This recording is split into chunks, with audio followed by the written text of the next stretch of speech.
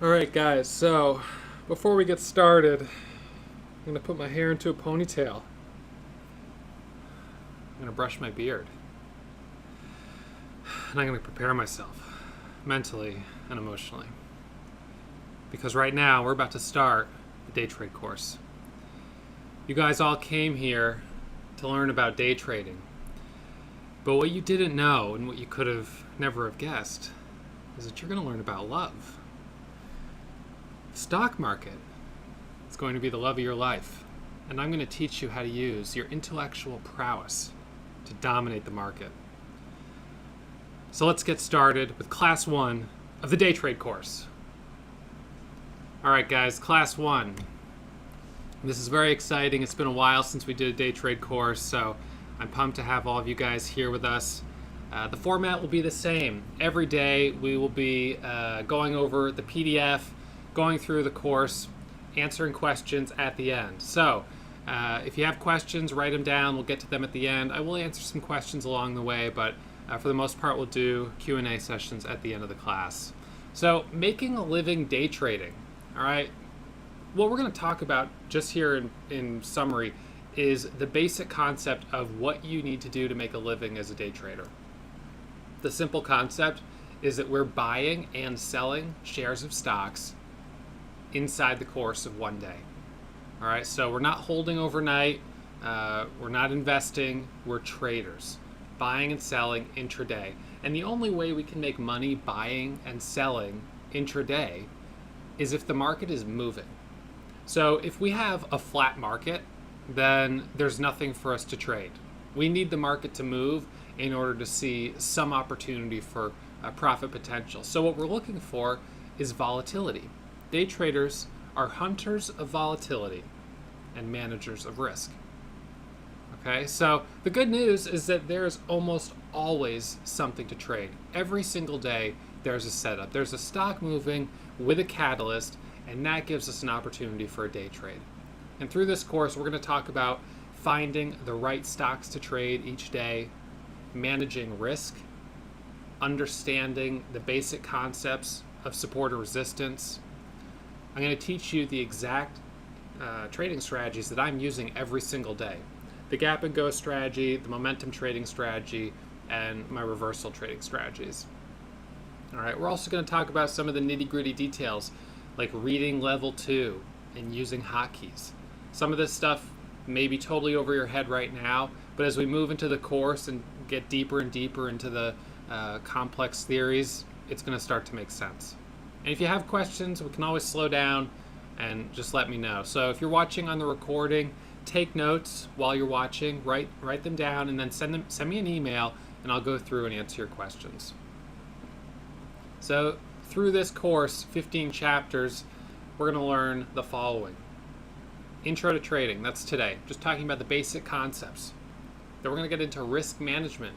After all, to be successful as a trader, you have to be able to manage risk, first and foremost. 3 is choosing the right stocks to trade. On any given day, you can choose from thousands of stocks in the market. So choosing the right stock each day for a lot of traders is very difficult and it's overwhelming. I'm going to show you how to sift through all those stocks to find that small handful each day that are worth trading. Setting up your charts, understanding candlesticks, and understanding some of the basic technical indicators. That's going to be really important. We'll cover that in Chapter 4. Chapter 5, popular chart patterns. This will include the flat top breakouts, the bull flags, the wedges. All right. Chapter 6, momentum trading strategies, part 1 and 2. This will be a long class. This is where we're going to get into the gap and go strategy. And we may even split this over 2 days. I'm not sure yet, but it'll definitely be a long class because gap and go by itself is a long strategy to cover. We've got a lot of examples.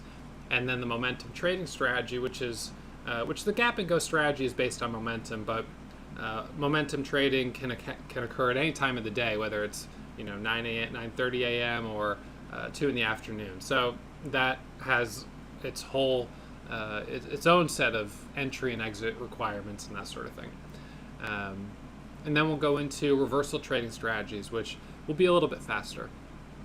Scanning, learning how to write your own scanners, and of course using the filters that I use.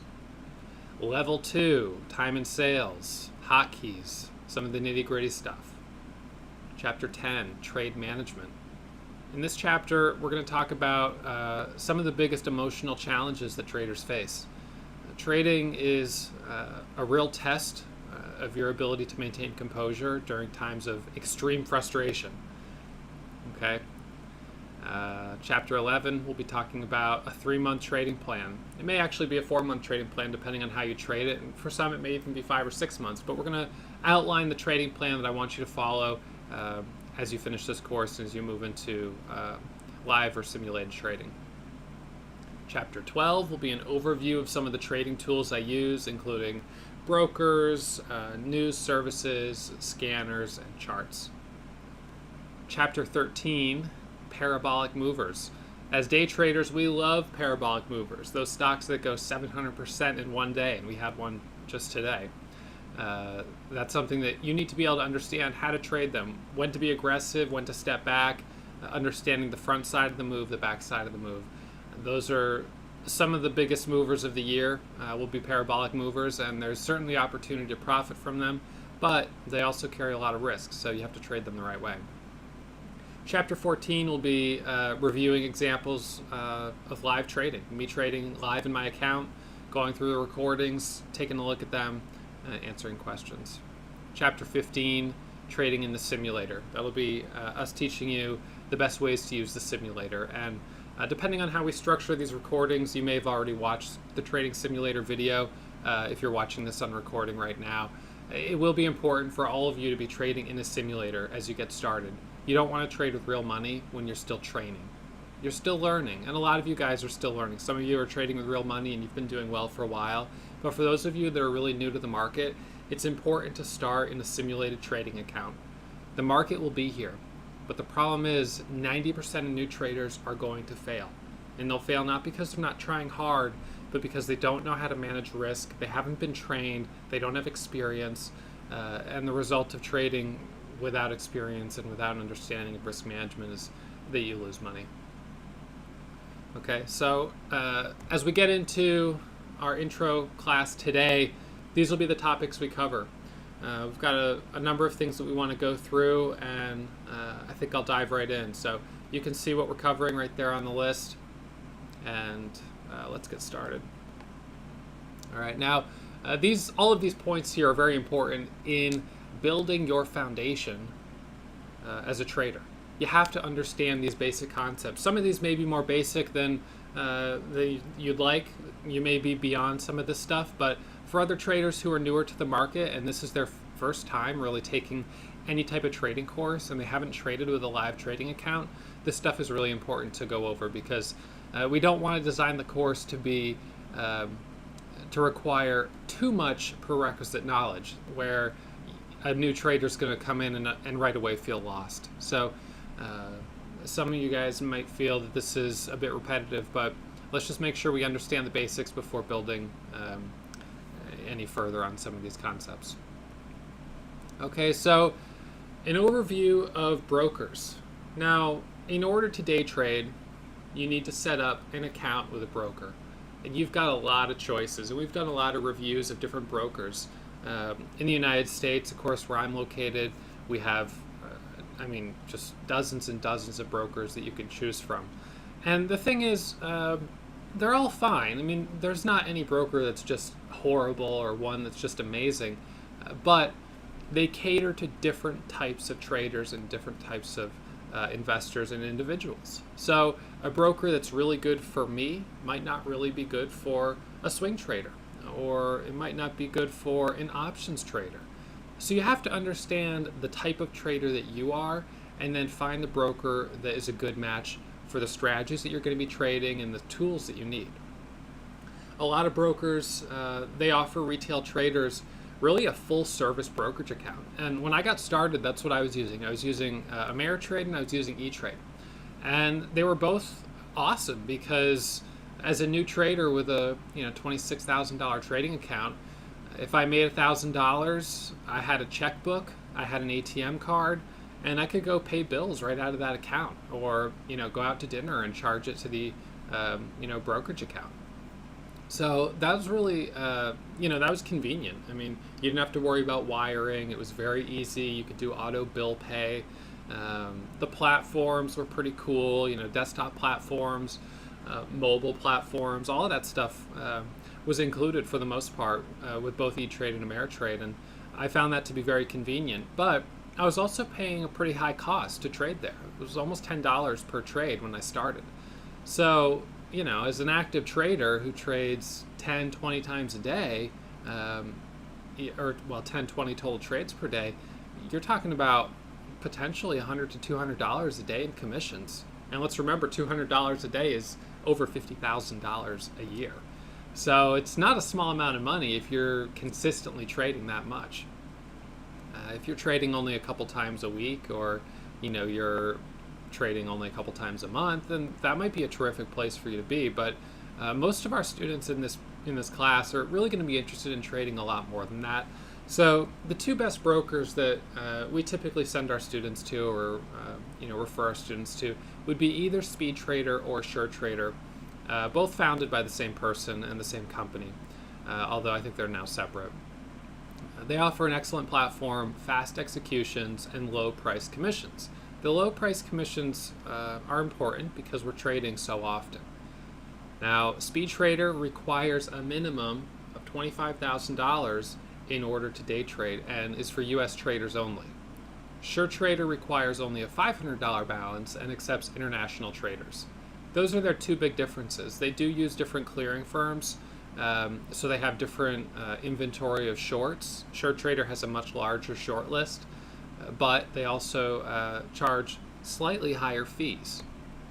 All right, so all of our Warrior Trading students with SpeedTrader get $3.95 commissions per trade, plus ECN fees. And we'll review ECN fees later on, but generally those are going to add about $1.50 to a max of $3 per 1,000 shares. Okay, platform fees are $0 as long as you generate $500 a month in commissions. SureTrader, they don't give any preferential treatment for our students. I think they get enough business that they don't need to. So they're $4.95 per trade. That's their advertised rate, and they charge an extra $3 per 1,000 shares. Their ECN fee is 0.003, and that is very high because it's that way, just flat on every single trade. So that means if you buy 1,000 shares, you're paying $4.95 plus that $3. So you're getting close to $8 per trade on 1,000 shares. If you buy 10,000 shares, you're going to pay $30 in ECN fees plus the $4.95 for the trade. So it's actually $35 to buy, and then of course it's going to be another $35 to sell. So $70 in commissions. Whereas that same exact trade is only about $8, maybe $15 with ECN fees at SpeedTrader. It's going to be a lot less. So that's something to consider. I was actively using SureTrader as a new trader. There was a point where I had a smaller account. I'd blown up, and I was below the PDT rule, which we'll talk about in a minute. So I was trading with SureTrader. I also traded there this spring. I funded a $1,000 trading account to see how quickly I could grow it, and I made $8,600 in 1 month, which was awesome. But I paid about $2,500 in commissions in just 1 month. So those commissions were about 3 times higher than they were at SpeedTrader, which is not a small difference. So that's something to be mindful of. But if you're in the situation where you're below 25,000 or you're international, you don't have a lot of options, and that does make it a little tricky. Platform fees vary between about $49 a month and $100 a month. Both SpeedTrader and SureTrader utilize the DasTrader platform. So they lease this platform, and this is what it looks like. You've got your level 2, your time and sales, your charts, some info about your account, the positions you're holding, and it's very simple. You'd look at this and think this might have been designed in like the late 90s, and I think you might be right. It's very primitive, it's very basic, but it's very, very functional, and it's very fast. And those are two really important things, fast and reliable. Having a trading platform crash while you're trading, especially if you're trading with big size, is horrifying. There is nothing fun about that. So making sure you have a reliable platform is important, and this is very reliable. The options chain I don't like very much. I find it difficult to read. I personally don't really trade options, so it doesn't matter, but if you are an options trader, this is not the best place for you to trade. All right, so this is the speed trader and short trader layout, and one of the things I talk about a lot is how each day I can prepare orders. So right down here you see this little order entry window. Each level 2 montage has its own order entry window. So you can enter an order for each of these stocks, and then all you have to do is go click buy, buy, buy, buy, and you've executed those 4 different orders. Whereas other platforms are not always the same. Now this platform is Lightspeed, which is also a really great platform. This would be our runner-up. If you didn't like Speed Trader for whatever reason, Lightspeed is also a really great broker.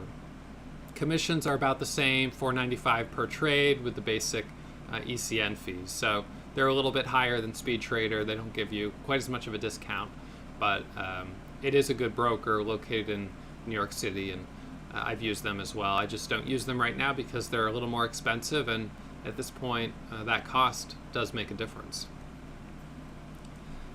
All right, so this is your Ameritrade layout, which in contrast to Lightspeed and Speed Trader looks quite a bit different. And there's a bit of a learning curve to using Ameritrade. This is not the most intuitive platform that I've ever seen. It's also not very fast. It lags a little bit on my computer. It has a lot of stuff going on. It's very complex, very robust, but that creates an extra strain on your computer, which is not really always what you want. So Ameritrade, some great analytical tools that you can use both for options and for stocks. Good research tools, but I wouldn't trade there because the commissions are too high. The platform is also not very fast. Now, when you go to open your account, you have the choice, when you contact your broker, of opening 2 different types of accounts. You can open a cash account, or you can open a margin account. A cash account allows you to trade with the amount of cash that you put into that account. All right, so if you put in $25,000, you can only buy $25,000 worth of stock, which makes sense. That's the cash balance. But more importantly, when you go to sell that stock, you have to wait 3 days for that trade to settle before you can reinvest those funds. Now, this is a little bit of a problem because if you bought 1,000 shares of a $25 stock on Monday, you now have to wait 3 days before you can trade any of that money again. That money is tied up waiting for settlement. So day traders who trade 10 times a day, what do? Do we just have like multi-million-dollar accounts? No, we have margin accounts. A margin account allows you to borrow money from your broker on good faith. So basically, you have your cash balance, but they don't make you wait the 3 days for each trade to settle. As soon as you press the sell button, the trade settles immediately. Well, it doesn't settle immediately. It still has to wait 3 days, but they let you continue trading on your balance. So they don't tie up that money for you, and that's really a nice thing. It means you can trade that $25,000 again and again and again and again throughout the course of the day. Now, in addition to giving you margin, you're also going to get something called leverage, which we'll talk about in a few minutes. All right. Now, one of the other problems with a margin account is that you will need a minimum of a $25,000 balance with any firm in the United States in order to have day trader status on a margin account. So that is really a challenging thing because for a lot of new traders, and I was no exception, having $25,000 is not a small amount of money. And it basically meant that without that $25,000, I wouldn't be able to day trade. But, that doesn't seem fair, but it's a rule. It's called the pattern day trader rule. It states that if you execute more than 3 day trades in a 5-day rolling period, you're a day trader. And a day trader must maintain a $25,000 margin account. So rules are rules, and that is a rule. So with margin comes leverage. Once you've been approved for margin, they will give you leverage. This is where things get risky.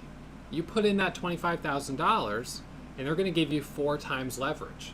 So that means they're giving you $100,000 in buying power. $25,000 is yours and the $75,000 is your broker's money. Now, with this privilege comes the responsibility to manage risk in a very smart way. Unfortunately, lots of new traders have overextended themselves on leverage, borrowed money, and blown up their accounts. And now they're not only out the $25,000 they started with, now they owe their broker money. If they lose the whole $100,000, they owe their broker $75,000. That's scary stuff, and that's real. So you have to be really careful when you trade with leverage. Now, not all margin accounts will give you leverage. An IRA, for instance, you're not allowed to use leverage, but pretty much every other account you'll get leverage, and so it's something to be mindful of. 4 times leverage is standard in the United States. There are some prop firms that will give you more leverage. All right, so hold up. You may be scratching your head thinking, I don't have $25,000, and I thought you said SureTrader has a $500 minimum balance. Well, SureTrader is located in the Bahamas, and they don't uphold the PDT rules. So this is a really great opportunity for new traders, and it was great for me, and it's something that I've used over the years. They simply don't enforce the PDT rule. And they also give you 6 times leverage. So if you give them $5,000 times 6, you now have a $30,000 in buying power. So, I'm not sure how long SureTrader will be around for. It seems like they're, blatantly allowing this loophole to the PDT rule, but they've been around for several years, and it hasn't been an issue. I'm not sure what the deal is, but they're around, and they've been a good firm for us, for a lot of our students, and so we continue to use them. I wouldn't want to put my life savings there. When I was trading there, I started with $1,000, and then I built it up to $8,000. I wouldn't keep a lot of money there because you really don't need to. When you have that 6 times leverage, as long as you have the money to cover your trades if you needed to, you don't need to leave a lot of money there. So I was taking money out pretty frequently, but it is something to consider. There is some risk with using an offshore broker.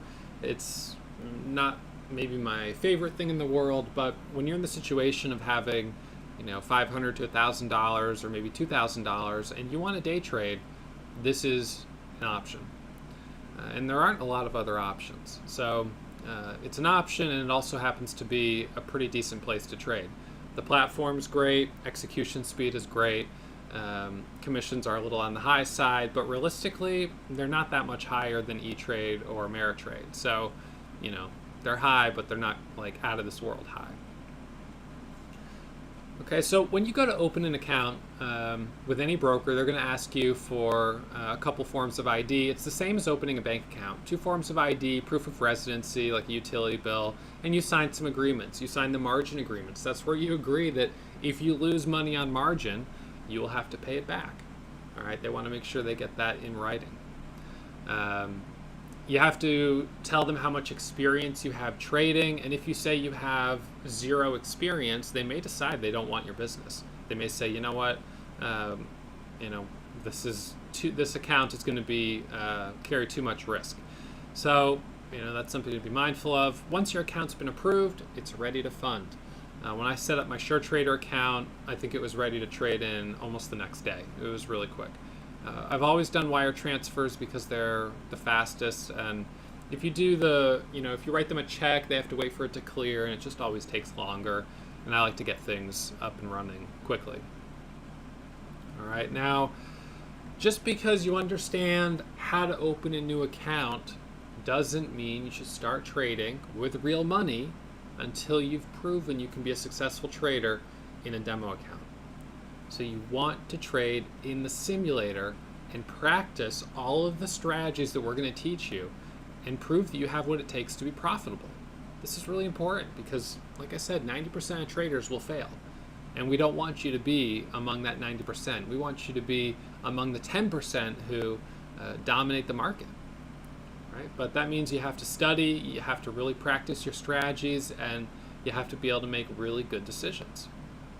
So your first good decision will be not to trade with real money until you've proven that you already have a sustainable strategy. All right. Now, when you're ready to start placing orders, there are three basic types of orders that you can use. You've got market orders, you've got limit orders, and you have stop orders. A market order will let you buy or sell shares at market price. Market price is basically whatever the price is according to the broker.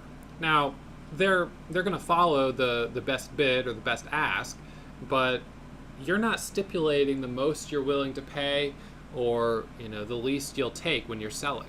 You're saying, I don't care, just get me shares or get me out. The risk with the market order is that you can get filled at a price very different from what you were expecting. So I don't use market orders, I use limit orders. This is where we simply put a limit. So we tell the broker, yes, I want to buy this, but not for anything more than this price. And you give them the price. Now, if a stock is trading at $4 and you give them a limit price of $10, then you've effectively given them a market order because you're going to get filled, most likely at $4, $4.02, $4.05, maybe $4.10. But if you use a limit order of $4.05 and the stock is at $4.05, you might fill half of your order and not fill the rest as the stock goes up to $4.10, $4.11, and $4.15. So this controls the amount that you're willing to pay, and it's really important because we base all of our trades on a risk-reward analysis. So we know what we're risking to get in the trade for the possible reward.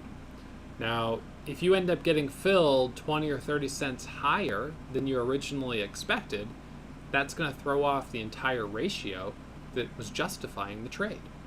So you can't do that. Limit orders are the only orders that I use, except for stop orders. Now, a stop order is not something that I would use to buy shares. I would use this only to get out of a position that I'm in. All right, so a stop order, you simply type in the price and you say, if the stock goes down below $3, I'm out. Get me out of it. Now, stop orders can be divided into two different types as well. You can do a stop limit or a stop market. A stop market order will fire that order as a market order as soon as your stop price is triggered. Whereas a stop limit order will trigger, let's say at $3, and sell for nothing less than $2.90. You put in the limit of what you won't take anything less than. The only problem with that is if the price suddenly drops to $2.80, you won't get filled because it dropped below your limit, and you're still holding the shares. So if you were using a stop limit order while you were, driving around or you went out for a little bit, you could come back and find yourself still in the position down substantially. On the other hand, a stop market order will definitely get you out, but it'll get you out at whatever price you fill at, which could be a really bad price. So these are sort of the pros and cons of these three different order types. I use limit orders, and when I'm using stop orders, I generally just use a stop market because I want to get filled. There is slippage sometimes, but I just want to make sure I get filled. That's a little bit more important for me when I'm getting out of a trade. All right, so now you know the different order types. So how do you send that order to the market? All right, think of the market as an island. On this island, we have buyers on one side and we have sellers on the other. And on this island, everyone goes to buy and sell. There's nowhere else you can buy and sell except for on this island. Now, we happen to have dozens of bridges coming into this island, dozens on both sides. So when you send your order from your broker, by default, they're going to automatically choose whichever bridge they think is fastest using a smart routing system. Now, this is generally going to be pretty quick, but it's going to naturally be the advantage of the broker. They're probably going to direct you away from bridges that have a high toll or ECN fee, electronic communications network. All right, higher ECN fees are probably not going to be favorable to a broker who doesn't pass those ECN fees along to their traders. So they're going to use cheaper bridges. Sometimes the cheaper bridges aren't as good, right? So if you allow your broker to do the smart routing, they'll choose the bridge to the island to send your order, but it may not always be the fastest. Alternatively, brokers like SpeedTrader and Lightspeed allow you to do direct access routing.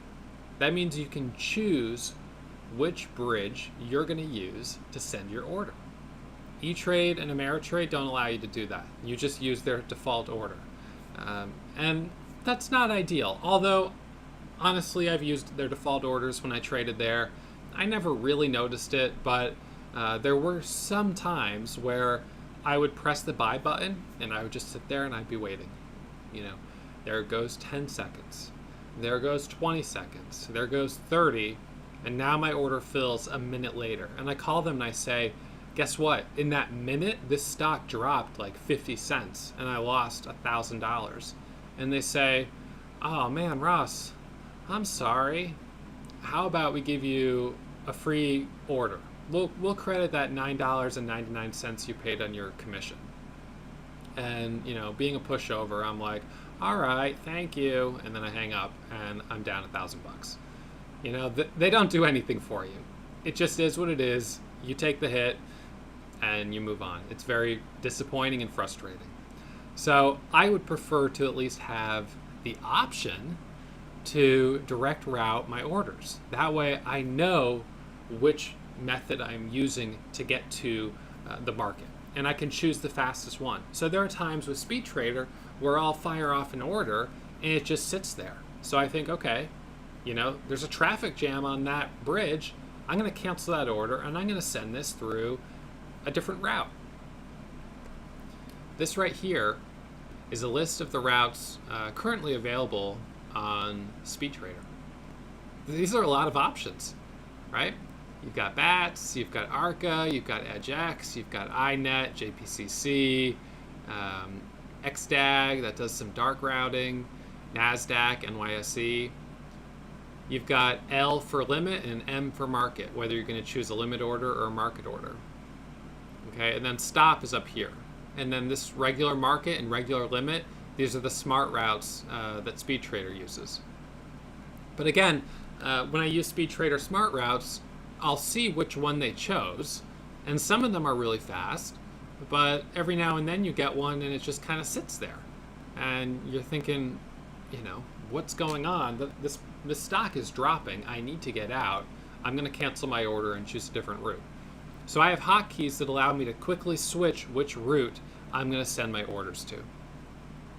These routes, they all have their tolls, so to speak, their ECN fees, and some of them are, you know, a little bit on the cheap side, 0.0015. At times they've had some that are free, and others are fairly expensive. Okay. They also, some of them charge different rates for adding liquidity and taking liquidity. So when you add liquidity, some of them charge you both ways, and others actually give you a credit for adding liquidity.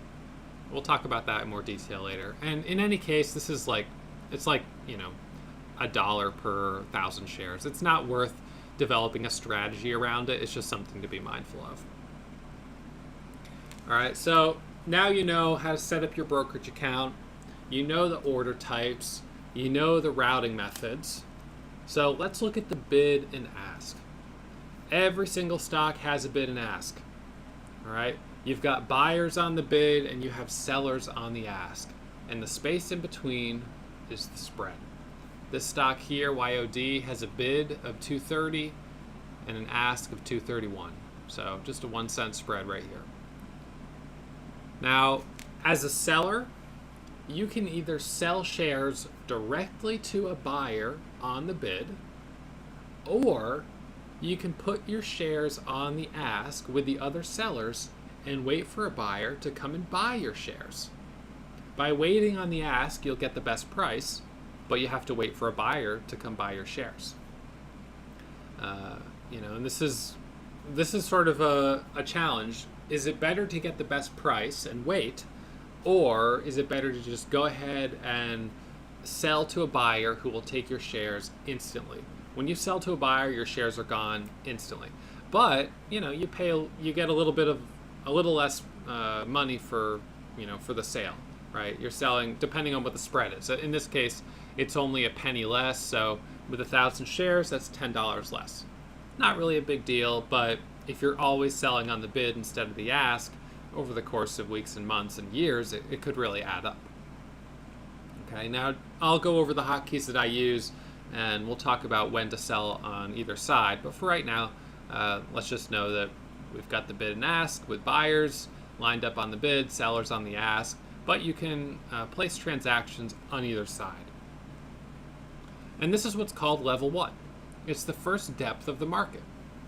So we see the bid, we see the ask, we see the number of shares on either side, and this 155, you add two zeros and you make it 15,500.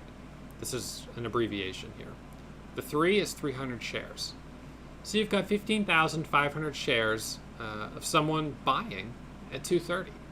That means if you're holding 15,000 shares and you want to sell, you've got a buyer right here. He's ready to take them. Okay, now if you want to buy shares, you only have 300 selling at 31. So if you wanted to buy, let's say 1,000, well, there's not 1,000 for sale right here. Right? But maybe there's someone else selling at a slightly higher price. And we'll look at that in a second. That's going to show us the depth of the market. This right here, EDGX and NASDAQ, this shows you which bridge these orders are coming through on. Now, interestingly, just because this is a buyer on EDGX, you can sell through ARCA, and ARCA's going to go ahead and sell to this guy because he's lined up first.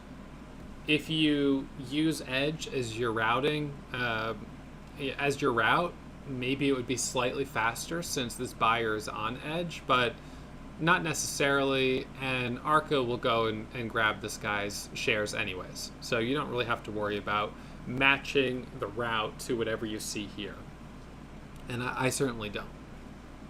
So level 1, this is important, but it's only the first depth of the market. And the problem here is you really don't know what is sitting at 32 or what's sitting at 29. Is there a 30,000 share buyer at 29? Or is there a 1 million share seller at 32? Because if there is, we probably don't want to buy at 31. Right? But you don't know that because all you see here is the first depth of the market. That's why we want to see level 2. This is market depth. This is where we see, okay, we've got buyers here at 230. We also have buyers at 228. And then we have buyers at 227. All right, so if you sell 15,000 shares to this guy and he's gone, well, you've still got another 100 here. And then you've got 3,000 shares sitting down here. And on the other side, if you want to buy, well, you actually have a lot of people selling at 31. They're all small size, but if you go and press that order for 5,000 shares, ARCA or whoever you route with is going to go and grab these shares from each one of these market makers, and then say you put your order at 33, he'll go grab this 200 or this 100 shares from this guy at 32, and he'll grab this 600 and this 100. Basically just get as many shares as possible up until your limit price, the highest price you're willing to pay.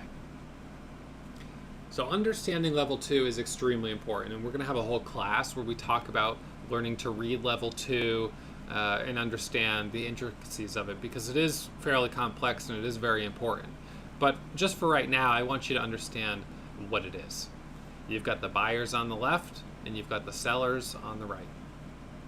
And in this particular platform, SpeedTrader, you can place your orders right down here. You can click here at 31 and it'll automatically populate the order for you. All right, now right next to your level 2 window, is a time and sales window. So the level 2 window is always going to be changing, right? Because people will buy and sell shares, they'll pull their orders, whatever. Over here on the time and sales window, this is almost like, these are like the receipts. This shows every single order that goes through. The price, the quantity, the exchange, and you can have other columns too, time and stuff like that. These ones are red because they occurred at the bid price. The white ones occurred in between the bid and ask, and green would occur on the ask price. All right, so let's see. So we're going to talk in a second about the closed market, but I don't want to jump ahead. So let's see. Basically, reading the time and sales, there's something called tape reading. It's actually reading the ticker tape. So in the old days, they had those ticker tape machines that would just constantly print out these kinds of things. It would show you the price, the quantity, and those you would use to kind of understand market sentiment. Are you seeing a lot of buyers, or are you seeing a lot of sellers? Are you seeing a lot of big size or small size? Right? That's going to tell you something about the market. This right here tells me we've got some sellers, 2,000 shares sold, 5,900 shares sold. So we're seeing selling going through.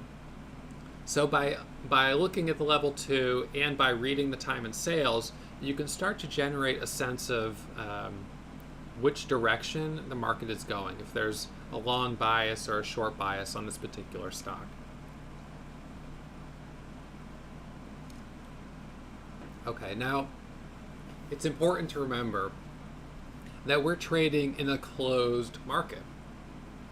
So what I mean by that is every time you buy, you're buying from a seller. And every time you sell, you're selling to a buyer. We have a closed number of shares available to trade. And that's a fixed number. It doesn't change on a day-to-day basis. When a company does its initial public offering, they release a fixed number of shares onto the market. So let's say they're 10 million shares. It's a 10 million share IPO. That becomes the float. The float is the number of shares available to trade. And the float doesn't change unless the company does a secondary offering. That's when they offer more shares for sale. Right? Now, if a company does a secondary offering, what they've essentially done is decrease the value of their stock by issuing more shares. Right? It's like printing more money. You're devaluing the dollar when you print. All right. So on the other side, companies can do a share buyback program, like what Apple has done, where they say, we've got a lot of money. Let's buy back some of those shares. We'll make that trading pool a little bit smaller. By doing that, we're going to increase the value of our stock. And now something to also think about is that if a company has a float of 10 million shares, but 70% of those shares are being held by institutions like hedge funds or, big banks, held by your pension funds or 401ks or whatever, then effectively you only have 30% of the shares that are available to trade on a day-to-day basis. So that's important to understand because this really gets into your simple concept of supply and demand. When you have a really small float, you have a very small level of supply. And that means when you have strong demand, the stock can move up very, very quickly. In contrast, a company like Bank of America, their float is over 10 billion shares. That means that a stock like Bank of America is not going to move very quickly. Because even really good news, imagine you would just need so many people buying it to make a big move. Even 100 million shares of buying really wouldn't be enough. Okay. In contrast, you have these really low float stocks, these stocks that have small floats that come out with really big breaking news. And that's where we get the parabolic runners. It's a stock that has a teeny supply that has huge demand. And that's the perfect storm for massive day trade potential. So as a day trader, we're not going to look at stocks like Bank of America. with a 10 billion share float. We're not going to be looking at GE. We're not going to be looking at Sprint, Siri. Those companies, Microsoft, they're just too big. We generally wouldn't look at Apple either, although it does trade a little bit more actively. Okay, we're not going to be focused on those types of companies. Those companies offer some really good investment opportunities for the big hedge funds because they can put a lot of money into it and feel relatively safe. But you don't put $30 million into like a penny stock or a stock that's priced at $3 a share with a 10 million share float. You couldn't without buying the company, essentially. These companies are small, and that's fine because when a small company, small biotech company, for instance, has news that they just came out with a cure to a really bad disease, that makes them extremely valuable. It makes them a potential buyout target by a big pharmaceutical company. Right? That's when a stock can go from $3 to $30 in a week, and we've seen that happen. But for Bank of America to go from $10 to $30 in a week, it's unthinkable. It's just, it wouldn't happen. It would be so mind-boggling for that to happen. And that's why it makes it a safer opportunity if you're looking for a place to park $10 million, right? You don't have to worry as much about volatility. But as a day trader, that's exactly what we want. We want a volatile market. So by default, we're going to have to start looking at stocks that have a smaller level of supply, a lower float. And you can see it right on the level 2. Here's the level 2 from eSignal of the stock called WATT, W-A-T-T. All right, you've got 11.15 on the bid, and then you have 11.18 on the ask. And you can see you've got 11.15, 14, 12, 10, then 10.82. This goes 18, 19, 20, 21, 27. Small orders on both sides. And you don't have a lot of people stacked up. It's pretty small. I mean, you've got 1,000 shares here and 100 shares here. This is a big float. This is Bank of America. You've got 100,000 shares sitting on the bid at $15. Right? That's 100,000 right there. You've got another 68,000 here, 39,000 here, 37,000 here, 20,000 here. You know, I mean, these are huge orders. This stock is not going to move. It's just not going to move. So it's not a stock that we would day trade. All right, so now that you understand floats and you already understand order types and routing and level 1 and level 2, this is where you'll see now the order entry window. This is where we can place our orders. Order entry windows, whether you're looking at Lightspeed or Speed Trader, they're going to look pretty similar. If you're using a broker like Ameritrade or maybe E-Trade, it starts to look a little bit different, but they're all going to have the basic inputs. Right? It's just a design thing. They look a little different. So this order entry window here, we can choose our share size. We can choose which order type we're going to use, right? Market, limit, stop, or we can do direct access routing. Obviously, your account number will be filled out here. And then you just choose the price, right? With a market order, you don't choose the price, so it's grayed out. But with a limit order, you'd enter your price right here, and then you could just simply click the buy button. And now you've bought shares. And this is what you want to start practicing in the simulator, just buying and selling shares, just kind of getting a sense for it. How does it feel? So this is what I see every day. I've got 4 of these lined up, and I just, I type out the price that I think I want to get in at. Pre-market, a couple that I'm looking at, I might put 231 here, 2,000 shares, choose my route. I do that for a couple different stocks. It's kind of part of my morning routine, just prepping orders. This is another example of what my account window looks like. This is one of my smaller account windows. All right, so you can see right here, got this particular one, AKS, is actually not one that I would trade. This is a steel company. Pretty sure it's a steel company. And it's very thickly traded. You can see, look at how thick the level 2 is. This is not really gonna move. And this is the chart, it's going sideways. There's nothing here, there's nothing to trade. So this one I wouldn't be interested in, but you can see I had a good trade on GBSN in the morning and a small loss on ACUR. And this up here would show me my account stats. Now, if you're new to trading, you may not be familiar with the concept of shorting. All right, if you've seen some of the movies, maybe you know that something like that exists, but you're not really sure how you do it. We always kind of, in our minds have a long bias on the market. You buy stocks. You put them in your portfolio, you put them away, and you save that for retirement. But you can also short stocks. So the advantage here is that just like when you buy, anticipating a company's value will increase, you can sell or short, anticipating the value will decrease. So when you sell short 1,000 shares, your account window will show minus 1,000 in red. So just like you can be plus 1,000 shares, you can be minus 1,000 shares. And as the stock goes down, you'll see your profits going up. But you will have to cover that position, because what you've done is you've borrowed those shares from your broker's inventory, from their own inventory. So you've gone ahead and sold shares you don't own, and now you have to buy them back at some point. Because you've borrowed something from your broker, they may have a limit. You can only borrow these for 14 days, or 7 days, or maybe 21 days.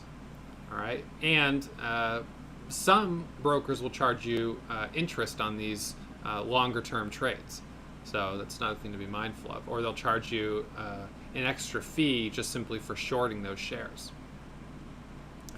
All right, now the biggest risk when you're short is that you have to buy back at some point. So if you short a stock, let's say you short 10,000 shares of a stock at $1. If it goes up to $10, you're down 100 grand. If it goes up to $20, you're down 200 grand. And you have to cover. Even though you're only short 10,000 shares at $1, which effectively was, if you bought 10,000 shares at $1, you have $10,000 worth of stock. So the most you can lose is $10,000 if the stock goes to zero. But when you're short 10,000 shares at $1 and that stock goes up to $20, you could be down $200,000. So the loss is theoretically limitless. And that, of course, is a risk, especially for people that like to short parabolic stocks or penny stocks, stocks that can move, 100% in one day.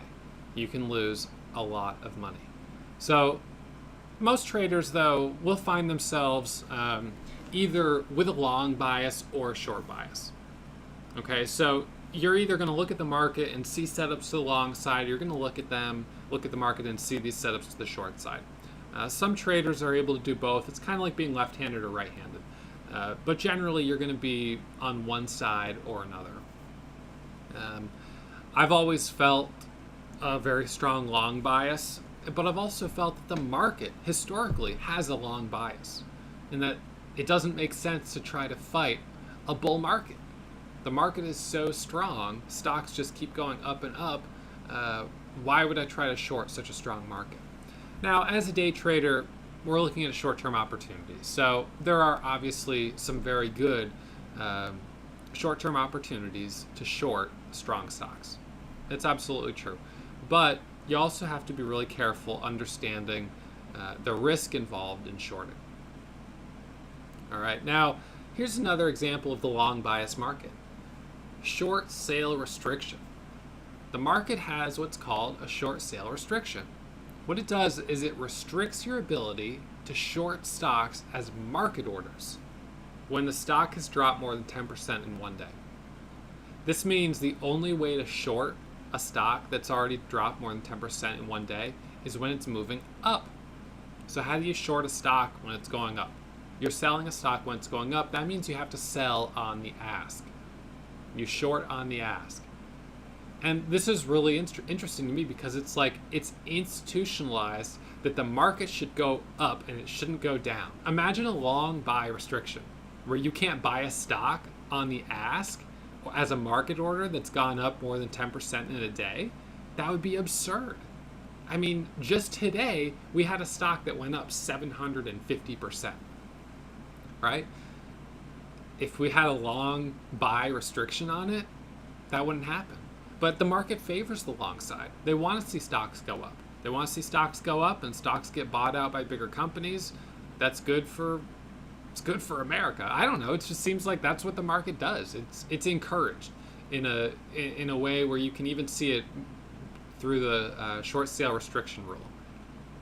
Okay, so this is one of these reasons that I just have a really hard time fighting against that. I go to the long side. You can trade the short side, and that's totally fine. But for me, I'm really a long bias trader.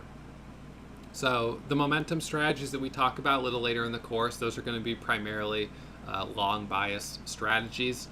And the reversal strategy is going to be equally long and short side. So that's a strategy that you could look at a little bit more.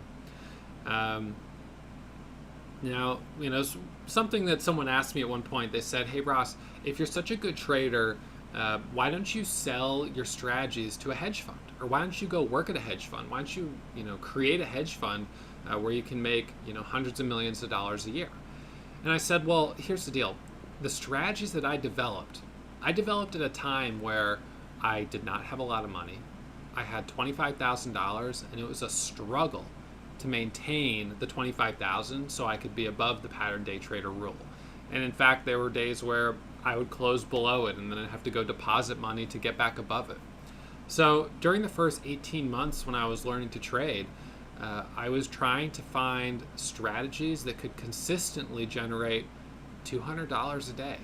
That was all I wanted, was $200 a day, $52,000 a year. I didn't think I was asking for a lot, but that took me 18 months. When I first started learning to trade the market, I thought it was like learning to change the oil on your car. You follow a list of instructions, you get some special tools, and you go and do it. So imagine the frustration of trying to change the oil on your car for 18 months. Because that's what happened to me.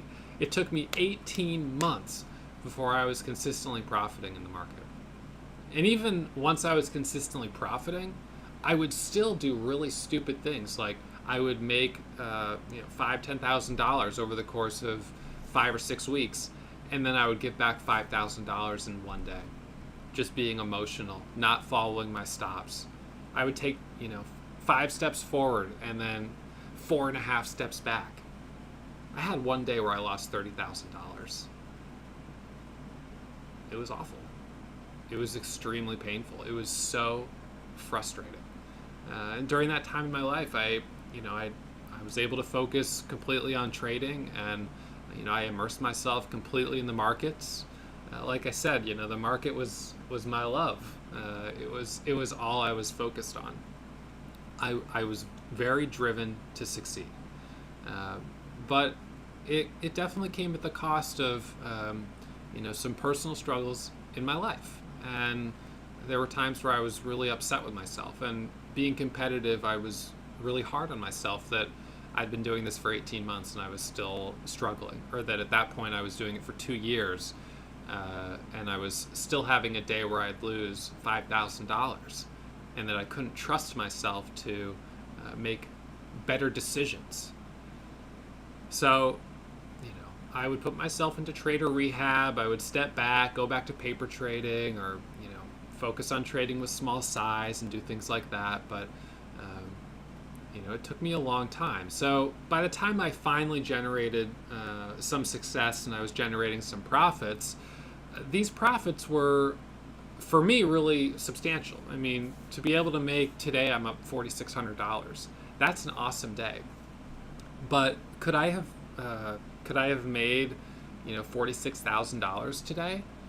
No, I couldn't have, because I'm trading stocks for the most part under $10 with relatively low floats. A hedge fund is not going to put $10 million into an under $10 stock for a day trade. That's absurd. I don't think that hedge funds make much money day trading. I think they make their money on short-term swing trades and stuff like that. So the short answer is that these strategies are probably not scalable to a multi-million-dollar account. And even today, I keep my account at $40,000. There are times where I've built my account up, but I don't need that buying power. So for me, it's better to just put that money into like long-term, retirement, mutual funds, save the money, put it aside for taxes, whatever. I don't need it in my account. I don't need a lot of money to generate profit with the strategies that I use. And for the majority of our students, I don't think many of you guys are sitting on, $10 million trading accounts trying to figure out what to do with it. If you are, you should probably consult a financial advisor. Trying to day trade that money I don't think that would be smart. But since most of you guys are trading with smaller accounts, maybe between $3,000 and $5,000, or maybe you're above the $25,000 level and you've got 30, 40,000, you're probably looking for a way to fairly consistently make 500 a day, maybe 1,000 a day. And these strategies that I teach have worked really well for me to achieve that, and they've worked really well for a lot of our students. So a little bit of a tangent there, but I think that's important for you guys to understand. Now, the overall market, as day traders, we focus on the small picture. So, we're looking at the stock today that has breaking news and a reason to surge up. With a mutual fund, they might be looking to get 5, 7, maybe 10, 15% in a year. As a day trader, I'm looking for a stock that can move 10% today, right? We traded a stock that moved 750% today. So I'll take that. But if I can get something to move 10 or 15%, or if it can move 20% and I can capture maybe 10%, I can capture part of that window, half of that window, I'm going to be really happy. So that means my job every day is to hunt for volatility and manage risk. Look for that stock today that has a reason to move up, that has some catalyst, some fundamental reason to make a move. So whether the overall market is up or it's down or sideways, it doesn't really matter. A lot of people will say, Ross, I hear people talking about some big economic collapse. How's that going to affect your strategies or the day trades? And it's like, I've been doing this for a long time through up and down markets, and it just doesn't seem to matter. As long as we're trading a stock that has a reason to move today, it's going to buck the trend of the overall market. All right, so, we can look at the SPY, the S&P 500, as an indicator of what the overall market is doing. And you'll see something that's common in almost every single stock on the market. We have peak volume in the first hour of the day. That's true with the SPY almost every single day. It's true with almost each sub-stock of the S&P 500, obviously. It's also true with a lot of the small caps that we trade, that they have peak volume in the first hour and then decreasing volume. So why would that be? Well, any news that comes out overnight during the first hour of the day is when we get that reaction to that breaking news. That's first of all. So that brings in a lot of traders to trade that first move.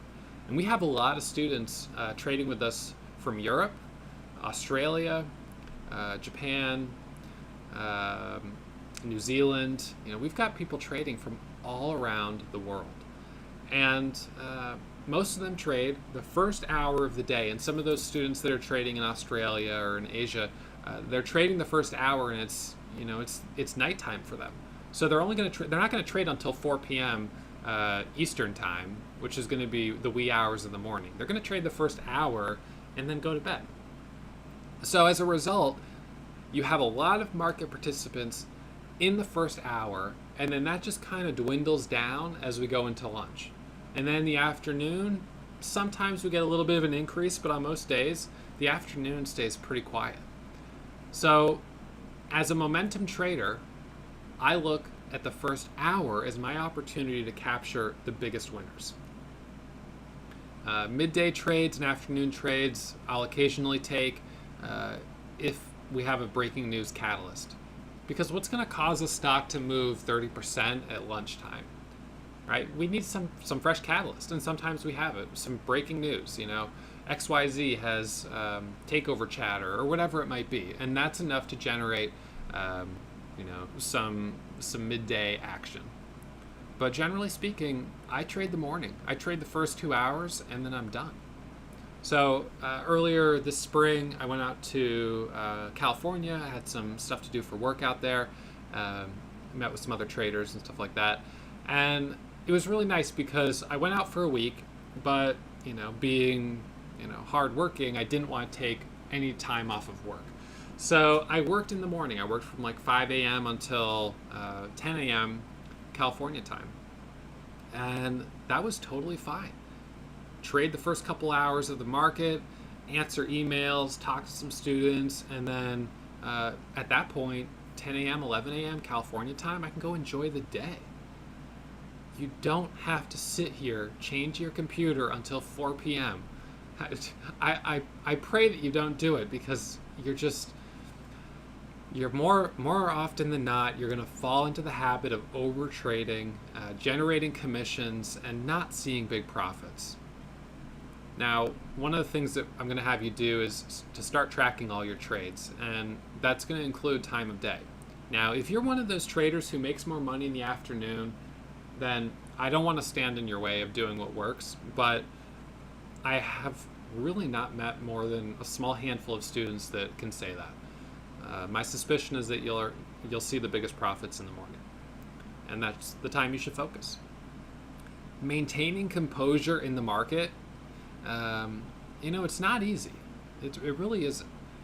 So it's kind of like, what's a good example? I mean, it's like standing for 8 hours straight, just standing still. Well, maybe you can do it for an hour, without fidgeting. Say you're like in London and you're one of those guards that just has to stand still. Maybe you can do it for an hour. The first hour, you're like, I've got this. This is fine. Second hour, you're like, I'm getting a little tired. Third hour, you're like, I'm going to lose my mind. So from hour 4 through 8, you're just like, every time a bug flies near your face, you think you're about to lose it. Focus on just maintaining composure for short periods of time, right? 2 hours, 3 hours. It's a muscle that you have to build up, and it's going to take time. Don't expect that you can sit here in the market for 8 hours or whatever it is and maintain composure as a new trader, because most can't, and I can't do it either. It's too long. And it's pointless because the biggest movers are in the morning anyways. Now, the volatility index, also worth noting that on days when the overall market is having a really big event, say I've seen 1,000-point market sell-offs. I mean, I've seen some really big moves in the market. So if we're having a really big move, it is important to understand that the overall market can have some impact on the stocks we're trading when we're having a really big event. So when we're talking about the volatility index, there's the VIX. It's its own index that tracks volatility. It's market sentiment. So when the volatility index is high, traders are expecting a lot of volatility. There's more concern and caution in the market. When it's low, traders are more confident. So when the market is selling off, naturally the VIX is going to be going up. When the market is going up, the VIX is usually going down. They have an inverse relationship. And there are times where I've traded the VIX through some of the leveraged funds such as UVXY or SVXY. So if the market is selling off, we're down 1,000 points, and I think we're going to bounce, I could buy the overall market, or I could short the VIX, right? Or let's say the market's going up. It's up 500 points, and I think it's going to turn over. Well, I could go ahead and get long the VIX, because when the market goes down, the VIX is going to go up. But generally speaking, the only times I would apply that type of strategy, and that's a reversal strategy. It's a subset of the reversal strategy, trading an index or the overall market. The only time I would do it is when the overall market is showing some extreme volatility, which generally speaking is only going to be a couple times a year. So we're not going to see a lot of trades based on the VIX, but you may see that from me from time to time. One of the best things I did as a beginner trader was I was tracking my trades in an Excel doc. Maybe it was a Google sheet or something at the time, but I was tracking all my trades. And this was really important because I would take notes on my trades. What was the catalyst? What was the time of day I entered the trade? What was the setup? Was this a gap and go trade, a momentum trade, a reversal trade? What was the price I got in, the price I got out, my share size? And I would just start compiling all of this data. And what I was able to do was data mine my own trade records. and understand some really important things. I was able to draw conclusions like the time of day where I'm the most successful, where I have the highest percentage of success, the setup that I trade most profitably, the time of day where I trade the worst, or the setup that I trade the worst, the price range that I trade the worst. By understanding that, I was able to focus on the only setups that I was profiting on. That was the first thing I did as a trader. I focused on eliminating everything that wasn't working so I could master one strategy. Because mastering one strategy for me meant that I might be able to start making $100 a day consistently, which would be halfway to my goal. That'll allow me to tread water in the market while I continue to practice and learn other strategies. Okay, so this is the doc that I use. You guys can download a copy of it right here at this link. So you enter the date, the time. I just do like AM and PM. I don't do the exact time of day. I just kind of group between morning and afternoon. But you can be more specific if you want. There's nothing wrong with using having more detail. It just takes a little more time to make these each entry. And then I'll say, okay, what was the setup? Gap and go, momentum. Was it the first pullback, the second pullback, the third pullback? Was this a news trade, a top or bottom reversal? Was this bad risk? Now, this is an important one because I have had a history of taking some bad risks. The thing is, sometimes I make really good money when I take bad risks. So overall, over the course of 6 months, I can sort all my trades by bad risk, and I can decide, well, I know you made some good money on some of them, but as a whole, have you been profitable trading on trades that you would, self-admit was bad risk? And the answer is yes, which is great. If the answer was no, I would have to stop taking bad risks. The answer is yes at this point for me because my accuracy is a lot better than it used to be. So even when I'm taking really high levels of risk on certain trades, it's an educated decision to be more aggressive. Probably all of my trades in the last week have been higher risk, which is not necessarily bad, but it's higher risk because we've been in a really strong market and I've really wanted to capitalize on that strength. As a result, I've made $16,500 in the last 5 trading days. So yes, I've been a little bit more risky, but my experience in the market has taught me that this was the right time to use that extra level of risk. So track these types of things, and then you can start to, select this whole column and say, well, what are my average wins per share? What's my average loss per share? Select this column and you'll see my average percentage of success. All right, you can type in long, short, and you can do options as well, but I don't trade options anymore, so, but you could if you want to. All right, now, we all have our place in the market, and I know I was saying before that I'm very much a long bias trader, but I have a lot of respect for short bias traders too. And if you find yourself in that category, I think that's great. You just need to know your place in the market. Are you really good at breakouts? Are you really good at scalping? Do you prefer slower moving trades? What's your strategy? What feels right for you?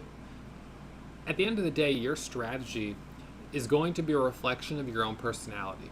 And one of the personality aspects that I have is some fearfulness in the market.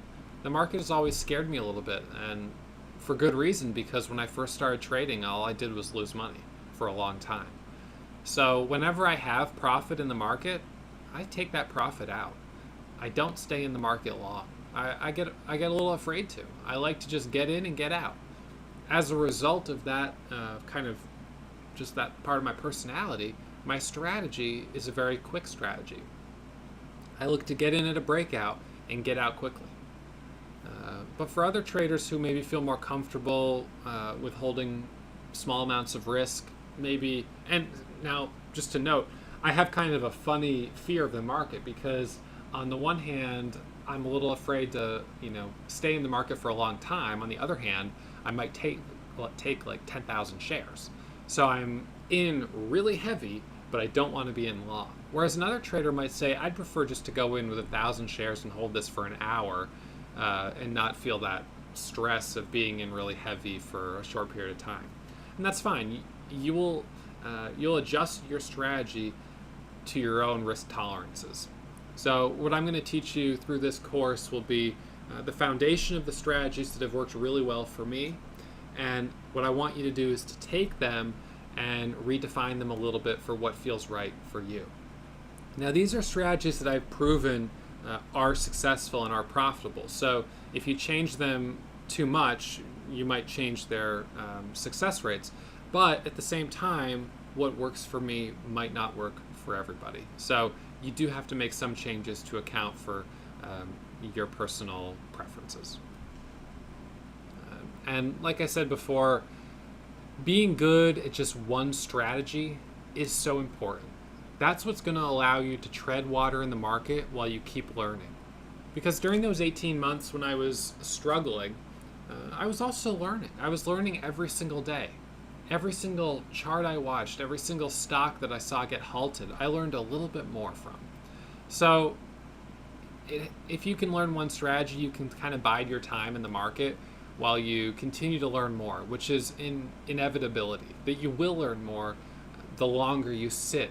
You know, the more time you spend in the chair, sitting here watching these charts, the more you learn.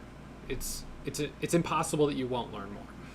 So you have that on your side if you can find just one strategy to help you get through, that period. And, I did that kind of thing where I was like, okay, well, a year from now, I want to be able to be, completely, independent, be able to take, be able to be completely independent in the sense that I'm making a living trading momentum and reversals, and add one more strategy, but I'm not sure what it'll be. I want to make sure that I've diversified myself, so if one strategy doesn't work, I'm not out of money for 3 weeks. And you kind of have to set those goals and then just consistently work towards them. But some of the most successful people that I've known and that I've talked with, they set very short-term goals. So what do I want to do today, and what do I want to do tomorrow? Short-term goals are easy to accomplish, bite-sized goals. All right, so my goal today is to not allow one trade to cost me more than $1,000 in losses. Right? Or my goal is to only trade 3 times and not more than 3 times. Something like that. You create these little goals, you accomplish them, and then you do it day and day and day after each other. Now, I understand that a lot of traders are going to say that I'm making it look easy. And when we go over some of the live trading course videos, and you're going to see me make $2,000 or $4,000 or $5,000 in a matter of minutes, you're going to think, what the heck? How is he doing it? Well, I'm going to show you everything that I'm doing to generate those profits. And one of the reasons I'm a good teacher, that I like to think of myself as a good teacher, is because I've really struggled to learn my own strategy. This didn't come naturally to me. Sometimes things that come naturally to people, they're not good at teaching them to others because they don't really know exactly why they're so good at it. They just are. It's just a natural thing. But for the rest of us who are not naturally good at trading, which is obviously 90% of the people out there, since only 10% will succeed, we really have to train ourselves. And so we're going to focus on teaching you everything from how to find these stocks in real time, how to manage risk, how to take the setups, how to see exit indicators, but it's going to take a lot of practice. Imagine trying to ride a road bike on the sand. You're on the Santa Monica boardwalk. You're looking out at the beach. It's beautiful, and here you see this guy, riding a road bike in the sand, and he keeps falling off it. And then you see a guy go by with one of those beach cruisers that has like the really big tires, and he's like, he's in horrible shape. He's hardly trying, but he's just riding along. And the guy on the road bike, he's wearing his he's got shaved legs. He's wearing his tracksuit. Like, he's ready to really take this seriously, and he can't do anything. Well, the guy on the beach bike, he's making it look easy, um, but he's using the right tools for the job, and sometimes that comes with experience.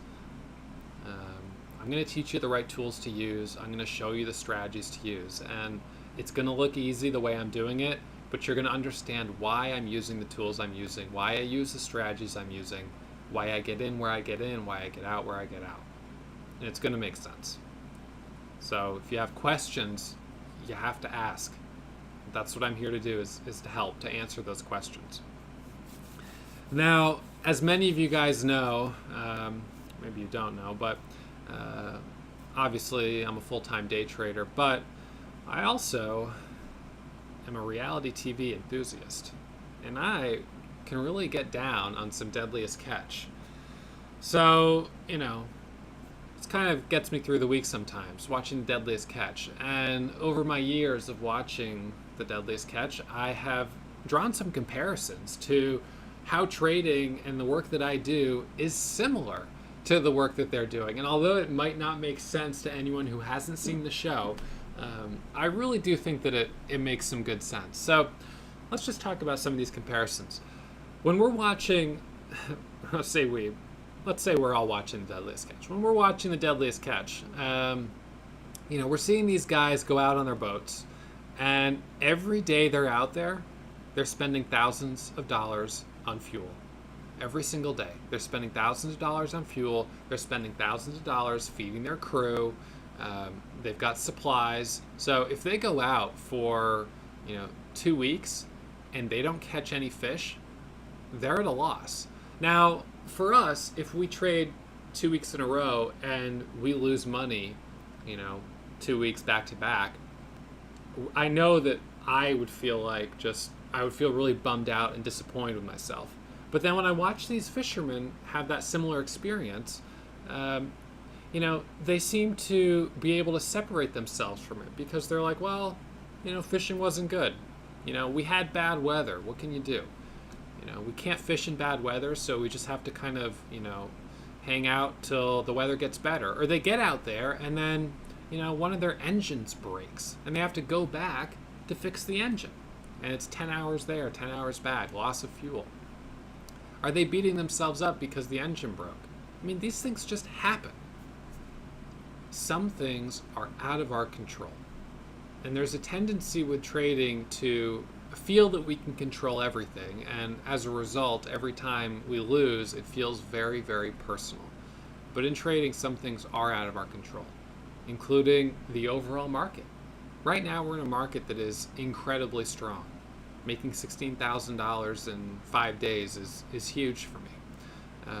But I know there'll be a time where the market is a little bit slow. So in the Deadliest Catch terms, we just had a week of amazing fishing. Every crab pot that came up over the rail was full of crab. Keepers, perfect. They were awesome.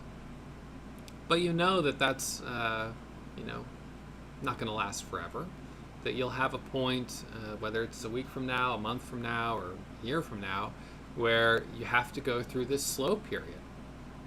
So learning how to maintain composure during both the hot streaks and the slumps is really important. When you get really emotional and you beat yourself up when you're going through a slump, it doesn't help you get out of it. It just makes the experience worse. But this is part of being self-employed in a lot of ways, right? I'm self-employed. I'm a self-employed day trader. And, I own Warrior Trading and all of that. But, my primary job is day trading.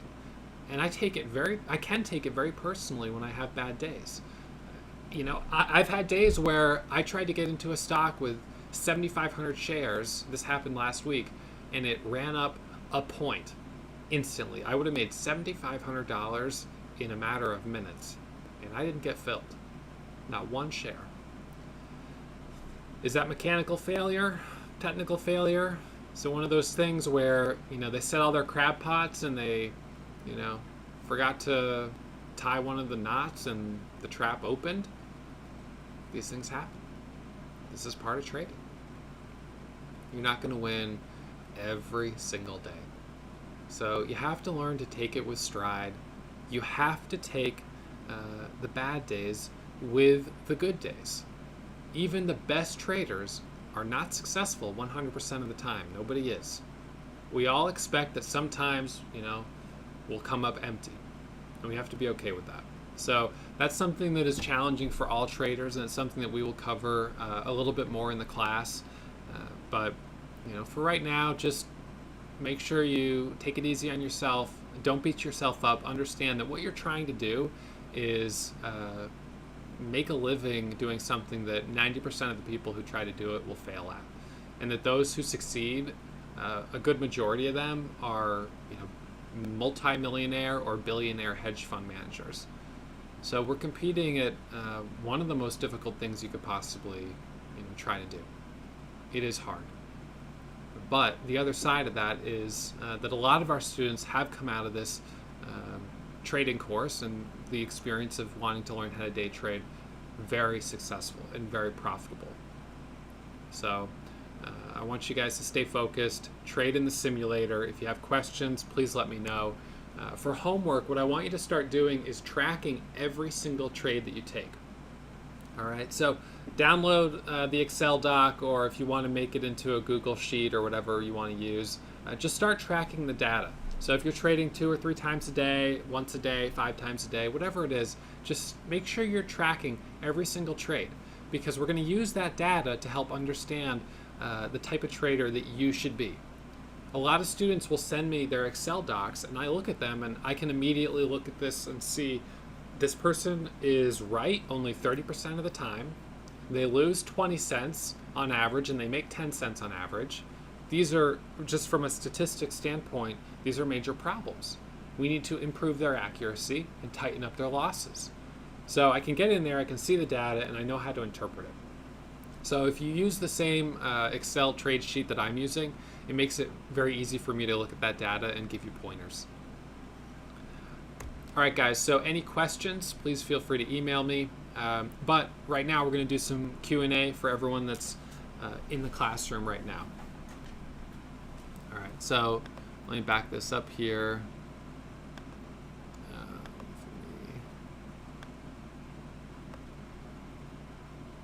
All right, so I'm just going to put this up here. It's going to create this kind of forever loop on screen share, but this will get all your questions on the Q&A and in the recording. Okay, so when looking at level 2, each route shows only one order. For example, ARCA shows 100 shares, but 50 more people could be selling 100 shares through ARCA, don't they? And they don't show, correct? That's a good question, Dan. If there were 100 people all selling 50 shares, it would show, I'm pretty sure it would show the total number of shares being sold on the ask. It would all show under ARCA as, 5,000 shares. I'm almost positive. That's a good question. And I don't know that generally everyone would be on one market maker, but if they were.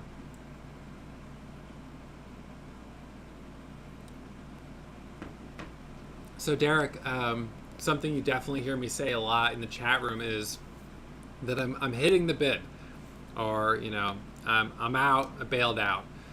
When I hit the bid, I am selling at the bid price. We've got a buyer there with 10,000 shares, and I'm saying, here you go. Here's 1,000 from me, take it. Because he takes it instantly.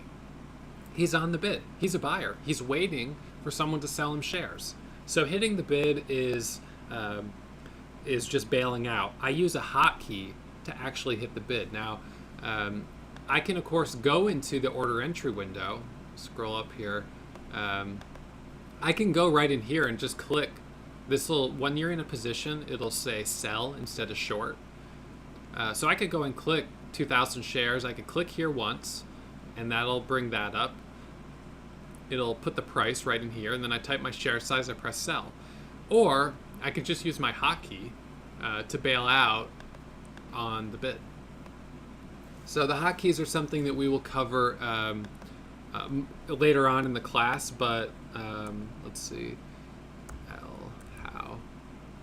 That's the hotkey. That's the link right there to my hotkeys. but you'll see them also in the class. All right, next question. When we send you our Excel docs, should we just show you the most recent? Yeah, I mean, you can send me both real and paper trades. It's whatever you prefer. And I don't mind looking at all of them as long as you have them kind of separated so I can see, like, either by date that, these ones are from the last 2 weeks, or that, they're from the last 2 months, just so I understand, what time frame we're talking about. That's fine. Now, Trader Kurt, I'm going to jump ahead to your question. It's true that you can hide your share size. And it's something that we'll talk about a little bit more later on, but you can choose to only display 200 shares when you're trying to sell 2,000. I will sometimes do this when I'm trading a very thinly traded stock because I don't want to frighten the buyers by putting out a big order. Now, see, this guy who's got a 15,000 share order, he has to show at least 10% of it. So this could be a 150,000 share buyer. I doubt that it is, but it could be. So you can do that, and this is something that you would do generally if you're trying to not fake out or scare the market. Some people intentionally want to scare the market. They want to put that order showing that they're selling 200,000 shares, and as soon as it starts to fill, they'll cancel it and they'll put it at 32, 33. I don't think it's legal to do that, and if you're consistently putting out massive orders and canceling them, your broker's probably going to say, like, what are you doing? You're not supposed to do that, so why are you doing that? Is this part of a strategy, or are you trying to manipulate the market? Because if you are, that's a problem. But a lot of traders will hide their share size, so if they're trying to get out of a position and they don't want to show the market all of their cards, they can show them just 10%. But the problem with this is that my hotkeys won't do this by default, because your orders will get rejected if you're showing, if you're trying to hide size, if you try to display odd numbers. So let's say I have 2,000 shares. I know I need to show 10%, so I could use my hotkey to say show only 10% of the size. It'll show 200 shares. No problem. Well, what about when I have 2,210 shares total, and I tell it to show only 10% of the size? It's going to show 21 shares. My order is going to get rejected because I can only show in even numbers of 200, 300, 400. And then my orders are getting rejected, and I'm going to get frustrated. So it's something that I'll do. I would have to do manually if I wanted to do that. Okay, so let's see, another question. So during my 18-month struggle, how did I turn it around? I turned it around by looking at my data and understanding exactly what I was doing well. I just had to look at my data and say, look, man, you're not making money trading options. You're losing money. I was trying to trade Apple options and stuff like that. Was not making money trading them. But I was making really good money trading bull flags and flat top breakouts. Really simple patterns. And so I was like, okay, well, I'm making good money on bull flags and flat top breakouts. Well, when do I make the most money on those? I make the most money on those when the stock has high relative volume. What creates high relative volume? It's a stock that has news. Okay, news. I should only trade stocks that have gapper or news overnight with high volume. And then things started to piece together. But this took me trial and error and looking through my Excel docs before I could figure it out, because I wasn't taking a class. I didn't have anyone that was a better trader than me that I could ask advice from. I just, was trying to learn how to change the oil, having no knowledge of cars. So I started by changing the windshield wiper fluid, and that didn't work. And then I started changing the windshield wipers, and that didn't work either. Next thing you know, I'm, taking the seats out. So it took me a long time to even get under the hood. By the time I was under the hood, it was like, okay, well, now I've taken the radiator apart. What's next? So I think I got to it last, and that's why it took so long. So Paul, yeah, I mean, I would open a demo account as soon as you're comfortable starting to trade. I mean, if you feel comfortable right now, you have some ideas of things that you want to trade, you could get started now.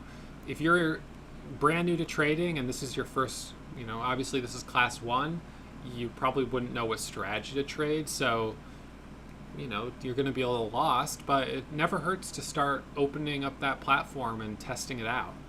I think that is a really good idea. Let's see. So, AP, to answer your question there, you can only choose routes available from your broker, and some brokers will only allow smart routing. They only give you the options of, right here, limit, market, or stop, and you don't get anything else. Whereas others like SpeedTrader give you this long list. So that'll depend a little bit on your broker.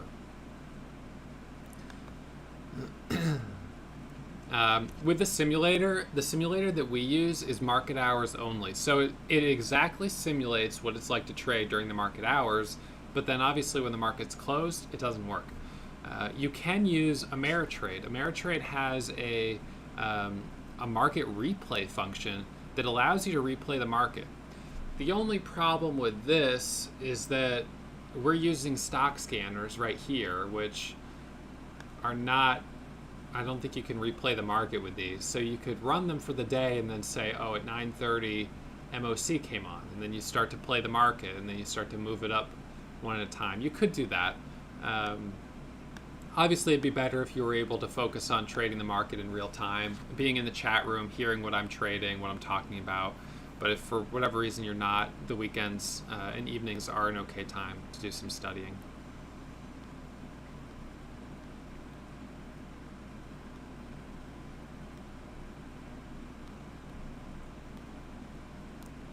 So we have recommendations for the simulators. That's all something that we're going to cover in one of our upcoming classes. We've worked with a lot of different platforms for simulated trading, more than we'd probably like to have. But this is, part of having students is making sure we have the best simulator possible. So we've gone through all of the platforms and we found one that's a great fit. So I'll leave it at that. We'll cover that separately in that class, and you guys can check them out.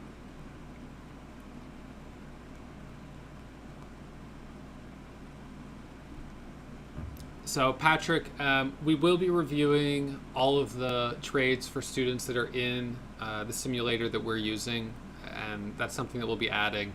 I was hoping that we would have that so we could start doing that today, as part of the class, reviewing the trades that our students are doing, but we're not quite ready to launch the new platform that we're working on, so we're still waiting on that.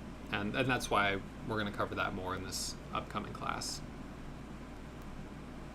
SpeedTrader does not accept foreign traders. You need a U.S. address to trade with them. And you could confirm that. That may have changed, but I'm pretty sure that is correct.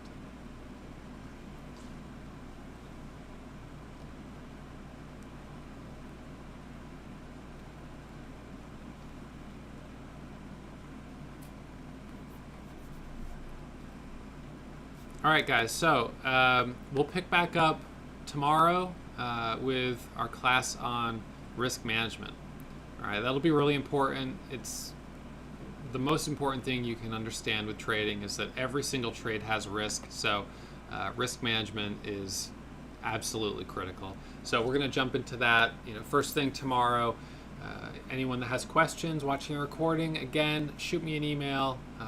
Let me know what you're thinking, and we'll make sure we get back to you ASAP. All right, thanks guys for hanging out. I will see you in the chat room first thing tomorrow. All right, bye guys.